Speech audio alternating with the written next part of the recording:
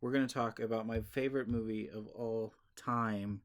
It is an absolute classic. You love it. I love it. That is, of course, we are talking about Jurassic Park. Okay? That looks more like a spaceship beaming down somebody. But that's supposed to be that logo. You know, the logo's got the palm trees and it says Jurassic Park, and that's a T Rex right there. I can actually draw a T Rex. Look, watch this. Okay, so that's kind of a T Rex, right? Gotta give him a little bit of depth. Right there. Yeah, it's a T Rex. So then just wrap a circle around him, put it right there, and welcome to Badly Explained. Now, Jurassic Park is an absolute classic movie. Of course, everybody's seen it, so that's not too big of a deal. But this is the main idea of the plot. Now, in the beginning of the movie, you have a situation where there's this big box, and then there's this guy. You know the guy, right? He's got the hat, and he goes, "Shoot!" Right? And the reason he does it, it doesn't tell you at that point, but you hear a sound. But inside that box is probably Yakko from the Animaniacs. All right, something like that. They don't really tell you, or maybe that's Mickey Mouse. I don't know. All right, so they this thing is in this big ass box, and they don't really explain any of it to you. But what happens is this guy, and I never thought this movie explained this well enough, even if you've seen it 30 million times like I have. This guy gets sucked into the box, right? They never explain how, and the whole time this dude's all like, "Shoot, ha!" Right? And he gets sucked into the box. You see his hand come out of his arm like this, and it's really weird. They never, in fact, shoot ha, okay? And they never tell you why. But the reason Jurassic Park happens in the first place, and this is the truth, is because of this worker dying. If that worker never died, this would have never happened. The entire thing. This incident with this worker getting pulled into the box by Yakko actually led to the insurance people getting pissed off and investors getting antsy and a bunch of other stuff. It all started there. Now, if you read the book, one thing that's interesting that's not gone into in the movie is actually the fact that the entire time they had been working on it, they had had a set of consultants the entire time. So the consultants were cowboy hat guy, pink shirt woman. That's a strong, independent woman. Don't need no man. All right, except in Jurassic Park 3, which was just a. It hurt us Jurassic Park fans. I'm just saying. We shipped Cowboy Hat and Independent Woman. We shipped them hard. Rest in peace, that ship. Although there is a rumor that in the new movie, our ship will finally be paid off. So that's pretty cool. So you got those guys for the consultants, right? And then you also got Brundlefly, of course. You got Sexy Beast in black, Mr. Brundlefly. And then after that, you got the lawyer, who there was apparently controversy with the lawyers after he got eaten by a Tyrannosaurus. And then you got other hat guy who started the park, who got killed in the book. That looks more like a sombrero. Any All right, so that's kind of our main cast right there, okay? And these guys were consultants for the original park in the book, and these guys in the book were the guys that started the park, okay? So Gennaro and Hammond started the park, and Gennaro used to go around with Hammond, who had this little pygmy elephant like this right here. He had a little pygmy elephant, and he used to use it to prove how awesome genetic work was. But the thing about it was it was actually a scam. It was like a pygmy elephant from like India or something like that, and he was just scamming people. Now, Hammond in the book was like straight up a dick, and Gennaro, the lawyer, was actually pretty decent. He was a pretty cool guy, but they wanted Hammond in the movie to be more like Walt Disney, so that's what they did. They kind of made it so that he was nicer, and they took his bad aspects, the greed and all that good stuff. They took it and they put it into Gennaro. Okay, so one day, sombrero guy comes down to a paleontological dig, and let's be honest, none of y'all knew what a paleontological dig was until you saw that movie, okay? Don't tell me that you knew what a Pachycephalosaurus was before you saw the second one, okay? Because I didn't either. It's okay. And he talks to Cowboy Hat Guy and Independent Woman, right? That's Independent Woman. And he's like, yo, guys, money. Now, if you don't know this, in the real world, the way things work is like if you want something to get funded, the number one way to do it is entertainment because people pay for it. The second way to do it is to do it for, academics or whatever. And honestly, academics don't get really funded at all. They have to fight for their funding every year.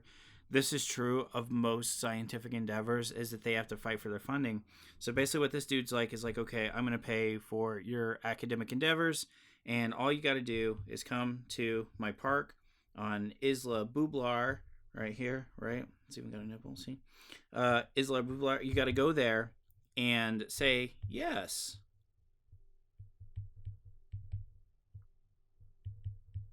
Right?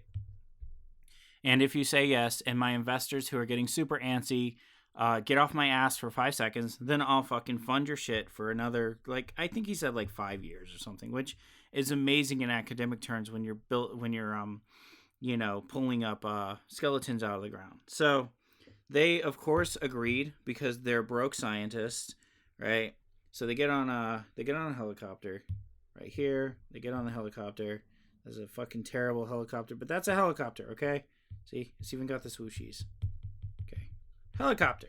Okay, they get on the helicopter. It doesn't have guns on it. There's no guns on the helicopter. Okay, so they get on. Maybe there was. This is showing the movie. They get on the helicopter and they go to the island. And on the way, they meet Brundlefly. Okay, they meet who in the book, actually, one of the things that I really like is he talks about how he never wears any colors other than black or gray because they all match, and he doesn't like to devote mental real estate to actually thinking about his clothing. So that's pretty neat. So they all go to the island. They go to the island, and the first dinosaur they see is, of course, the Brontosaurus, Brachiosaurus. This guy right here, he's all eating out of a tree. And it's like glorious and really cool and all that stuff, okay? So he's eating a tree and these guys are all down here and they're like, WTF, right? Because John Hammond wasn't nice enough to explain that there's actual fucking dinosaurs on this island, which probably for the paleontologists, they would have been like, okay, that's cool, but Brundlefly, Jeff Goldblum might have been like, no. Ian Malcolm might have been like, that's a stupid idea. Okay, so they go, they see that.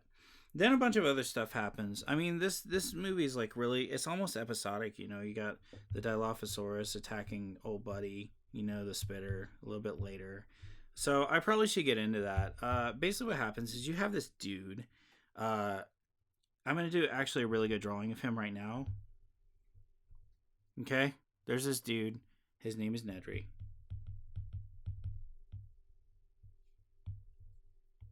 That's his arms.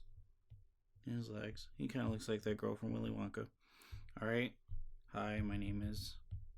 And he is, he's angry because John Hammond isn't paying him enough.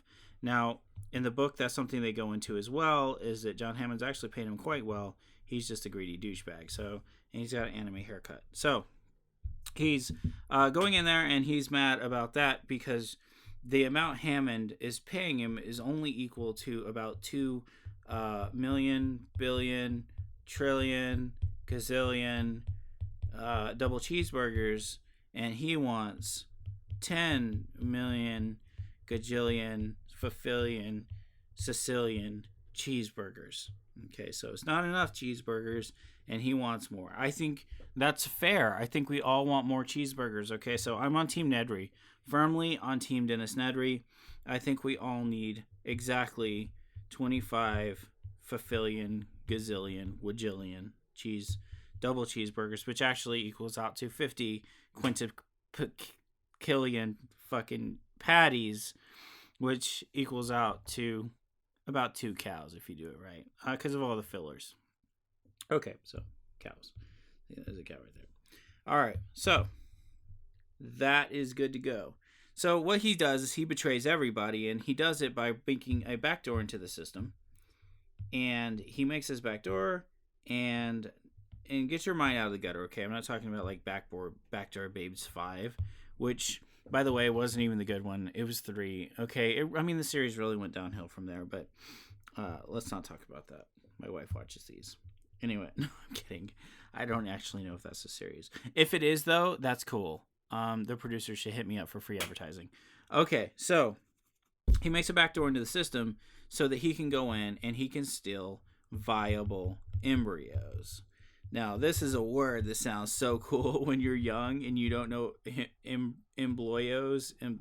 You don't know what you're talking about, but what it means is he's got to steal dinosaur babies that are still fetuses or still like cells, you know what I mean? And he's got to steal them, and they've got to stay viable. And the way he does that is by having shaving cream in one of the smartest product placements, seriously, in the history of fucking product placements.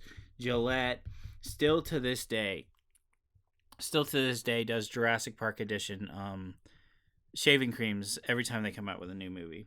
Just wonderful, wonderful product placement. Okay?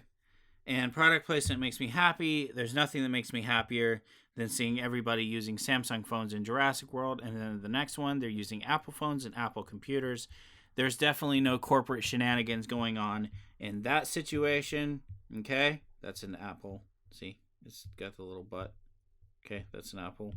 And this definitely was not made on an iPad Pro for the drawing, and then an iMac for the audio. So definitely didn't happen. I don't know what you're talking about. Okay. So after he does that, he goes through, he breaks down, but there's a problem with the breakers. He doesn't think about everything because he's not a genius, and the electric fences go down. Once the electric fences go down, conveniently our heroes, including Cowboy Hat Guy, 2 kids that I did not bring up earlier, we're going to call them the Brats. Okay, they're right there. That's the Brats. And then Gennaro, also the lawyer, is also in here, but not for long. And then you have Malcolm and Cowboy Hat. Okay, you see, there's his hat right there. Okay, so they are actually here hanging out, and then you see the T-Rex. Right, it's the T-Rex. The T-Rex is all like, rawr, right there. Rawr. Okay, and then Gennaro, the lawyer, goes to the bathroom. He takes a shit. Okay, when I was a kid, I always thought he was actually taking shit because he was so scared. That turns out it's not the case. He just hid in the bathroom, and the T-Rex later found him. But before the T-Rex took care of that situation, it kind of hangs out, and it looks at the cars, and it's like, yo, guys, what's up? See, Rexy was just saying hi. She's a very friendly Rex from the very moment the series started. But everybody just always misunderstood her, and they always treated her bad. And here we go. That's what happened. So Rexy, first things first, she goes and she finds the toilet. See, that's the toilet. All right, she sees it. There's a little handle right there. And she's like, yo.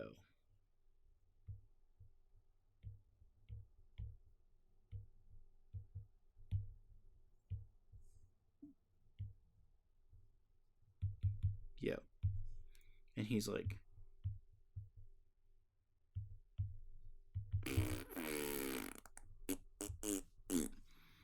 and then she eats him. That's his legs. She swings him around a few times. Okay?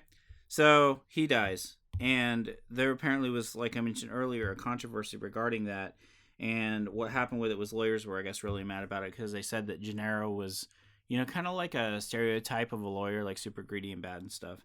I don't think that's what they meant. I think they just wanted him to be able to die and Hammond to not die in the first one because Hammond did die in the book. So the T-Rex, of course, kills the lawyer and then goes and hangs out with the cars. And the T-Rex apparently took a few keys from the book of R. Kelly because he decided he was going to hang out with the kids. So he fucking bashed it in the windows, and the kids are like, oh, and then these guys just sat there and watched. And this is like, okay, so this is an aerial view. So pretend you're in a helicopter right now.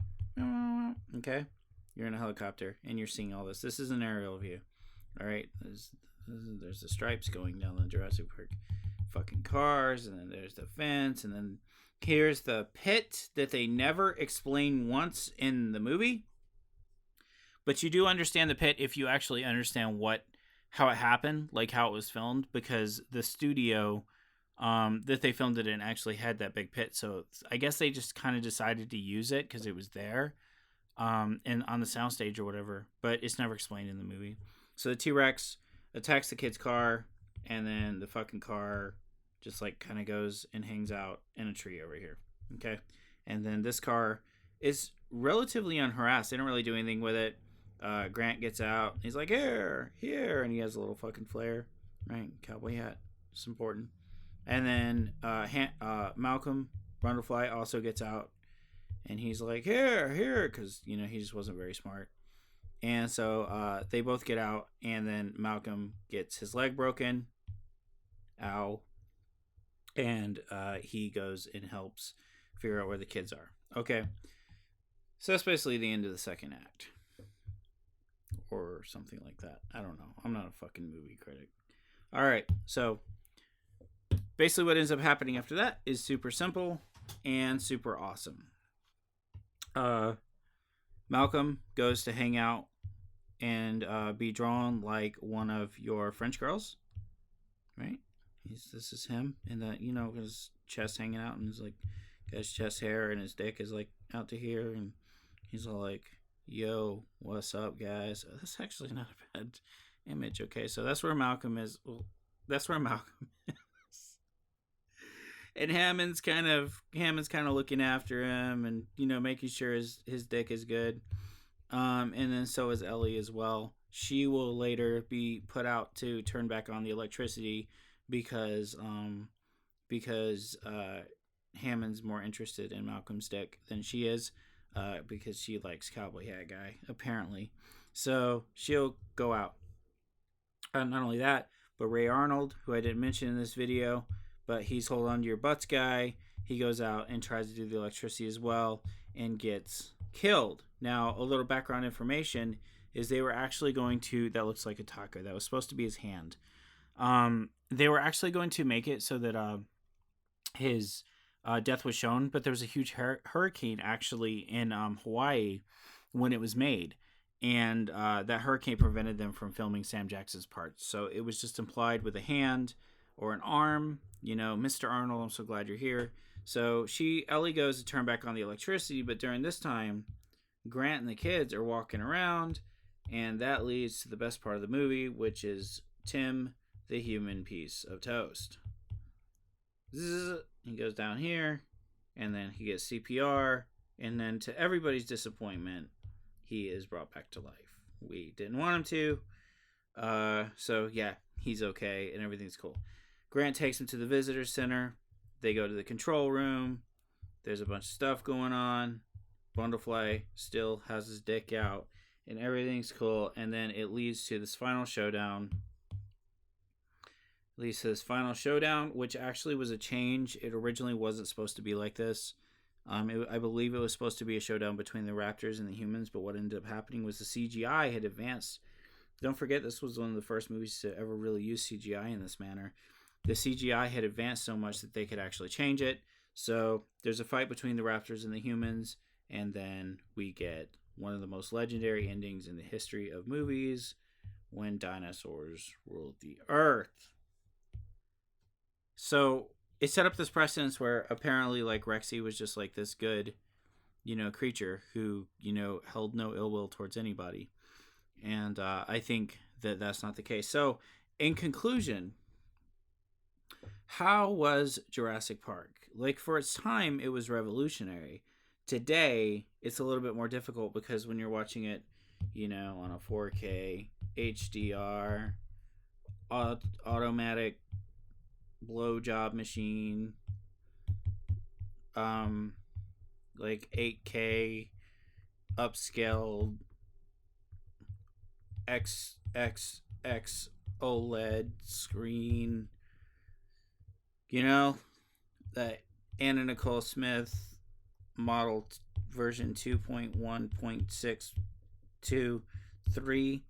I think when you're watching it on something like this, it doesn't like help it, because that shit was originally done on, it was done on like a fucking, CRT TV. It was like what? Like it had like 5 pixels Fucking old CRT TVs look like a bingo board, guys. All right, and now you're transferring it into something that looks like, you know, looks like this. And all of these individually light up. Okay, maybe I'll do an episode on LCD TVs and LEDs. But, and the tic tac toe just doesn't work, guys. So the dinosaurs look like shit, especially the CGI ones. The physically there dinosaurs look sweet, though. They do look cool. So, in conclusion, Jurassic Park is my favorite movie of all time. It is not the best movie ever made by any stretch of the imagination. It is not even necessarily objectively, if you look outside of the effects, even a good movie. There were some real problems with Jurassic Park that people pointed out when it came out after the kind of honeymoon phase ran out. Those were pretty simple. Like you had poor characterization, right? You had Cowboy Hat Guy. And then, it's poor characterization. The characters were not very well built because the focus was all on the dinosaurs. Not only that, but the pacing was a little off. It had weird pacing, right? And so that kind of sucked. And then the main problem that I have with it actually is that the best dinosaur in the history of the planet is definitely the Dilophosaurus.